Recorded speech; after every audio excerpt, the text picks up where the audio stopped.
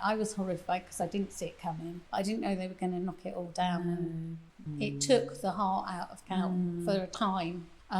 It's back there now, but the whole community just sort of seemed to crumble away. The community spirit had been broken, and it fractured the way the town was. Quite a few people had to move away to get work and stuff like that. Yeah, because everybody just assumed you worked in Harris's because more than half the town worked in Harris's. What do you remember about that period when Harris's was closing? Well, it was awful for a lot of people in Harris's. They got very depressed. They had to go to the doctors, and I remember that. But I wish we had Harris's shop now. Their bacon was lovely.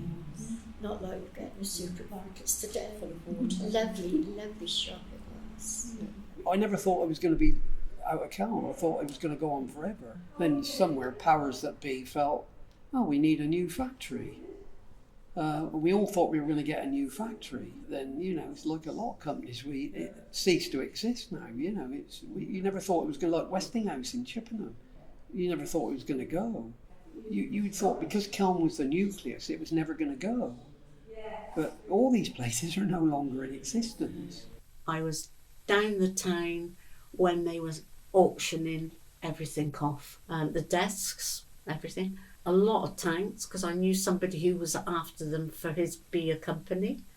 My typewriter I would have loved, because every year the engineer would come round and clean all the typewriters, because don't forget we didn't have computers, it was only typewriters.